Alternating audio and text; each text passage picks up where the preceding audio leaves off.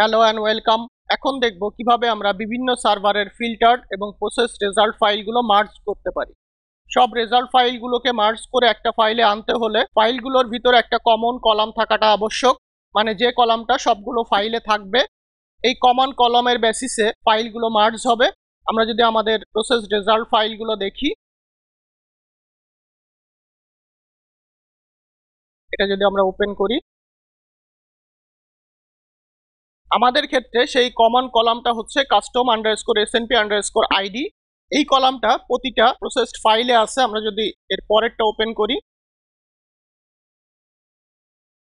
এখানেও আমরা দেখতে পাচ্ছি custom underscore S&P underscore ID নামে একটা কলাম আছে। এর পরেরটা যদি আমরা দেখি, এখানে আমাদের এই রেজাল্ট ফাইলগুলো লাগবে না, সো এগুলোকে আমরা ডিলিট করে দিতে পারি। আমরা যদি এসএনপিস অ্যান্ড জিও3ডি এর ফাইলটা ওপেন করি, এখানেও আমরা দেখতে পাচ্ছি কাস্টম এসএনপি আইডি নামে একটা কলাম আছে। আমরা ফিল্টার 1 মার্জিং এর সময় ফাইল মার্জ করার বিস্তারিত আলোচনা করেছি, সুতরাং সেগুলো এখানে আমরা রিপিট করছি না। রেজাল্ট ফাইলগুলো মার্জ করার আগে প্রতিটা ফাইল থেকে যে যে ইনফরমেশনগুলো আমাদের পরবর্তীতে merging, scoring, input file generation বা অন্য কাজে লাগতে পারে সেগুলো রেখে বাকিগুলো আমরা রিমুভ করে দিব। এখান থেকে আমরা যদি দেখি, এটা আমাদের লাগবে না।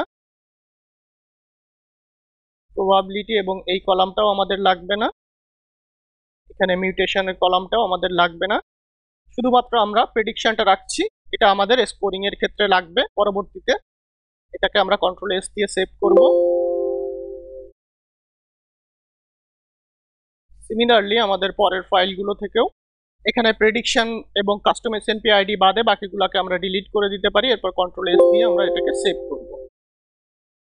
এখান থেকে আমরা যদি দেখি, এখানে মিউটেশন যে কলামটা আছে এটাকে আমরা ডিলিট করে দিতে পারি। এরপর কন্ট্রোল এস দিয়ে সেভ করব।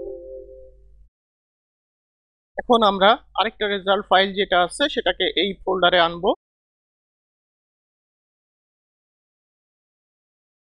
সেটা হচ্ছে এখানে F3 রেজাল্টস, এটাকে আমরা কপি করতে পারি এবং এখানে পেস্ট করতে পারি। আমরা প্রিভিয়াসলি দেখেছি ইনপুট ফাইল জেনারেশন বা অন্য কাজে কিছু ইনফরমেশন প্রয়োজন হয়, সেই ইনফরমেশনগুলো আমরা এই ফাইল থেকে পাবো। যেমন এখানে আমরা ইনফরমেশনগুলো দেখতে পাচ্ছি, বিভিন্ন ইনফরমেশন, এবং এখানে কিছু প্রেডিকশন রেজাল্ট আমরা দেখতে পাচ্ছি। এটাতে custom SNP ID already add করা আছে, সুতরাং এখানে কাস্টম এসএনপি আইডি অ্যাড করার প্রয়োজন হয় নাই। এই ফাইলের কন্টেন্টগুলো যদি আমরা আগে রাখতে চাই তাহলে আমাদের যেটা করতে হবে, ফাইলটাকে আমরা রিনেম করতে পারি, যেমন 0 অথবা 1 দিতে পারি, তাহলে এই ফাইলটা প্রথম দিকে থাকবে এবং এই অর্ডারে ফাইলের কন্টেন্টগুলো আমরা মার্জড ফাইলে পাবো। এখন আমরা এই প্রসেস রেজাল্ট ফাইলগুলোকে মার্জ করব। মার্জ করার জন্য যে প্রোগ্রামটা আছে সেটা অলরেডি আমাদের প্রোগ্রামস ফোল্ডারে আছে। সেটা হচ্ছে merging underscore result underscore files. এখন আমরা দেখি এই প্রোগ্রামটা আমরা কিভাবে রান দিতে পারি। ভিডিও ডেসক্রিপশন বক্সে প্রোগ্রামগুলো ডাউনলোড লিংক দেওয়া আছে। আমরা তাহলে আমাদের ওয়ার্কিং ডিরেক্টরিতে যেতে পারি। এখান থেকে আমরা ফুল পাথটা কপি করব। এরপর আমাদের উইন্ডোজ পাওয়ার শেলে যেতে হবে। এখন আমরা সিডি দিয়ে ওয়ার্কিং ডিরেক্টরিতে যাব। এখন প্রোগ্রামটা যেহেতু প্রোগ্রামস ফোল্ডারের ভিতরে আছে, তাহলে আমাদের দিতে হবে ./programs। এরপরে merging underscore result underscore files .exe। এখন -h দিলে আমরা অপশনগুলো এবং অপশনগুলোর বিস্তারিত দেখতে পাবো।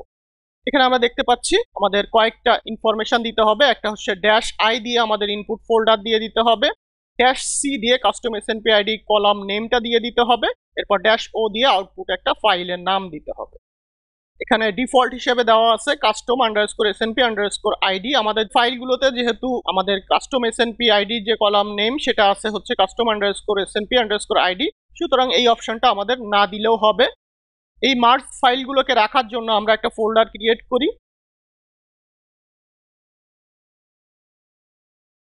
সেটা হচ্ছে 19_filter3 results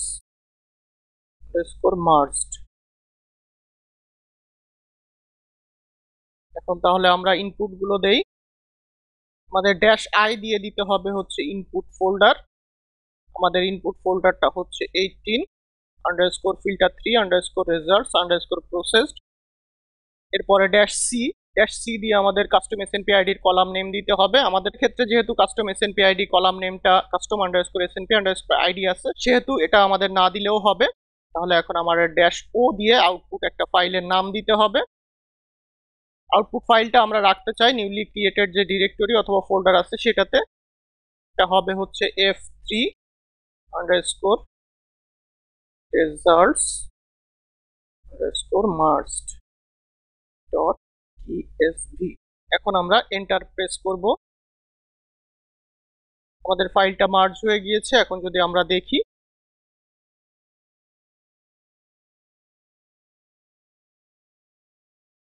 এখানে আমরা দেখতে পাচ্ছি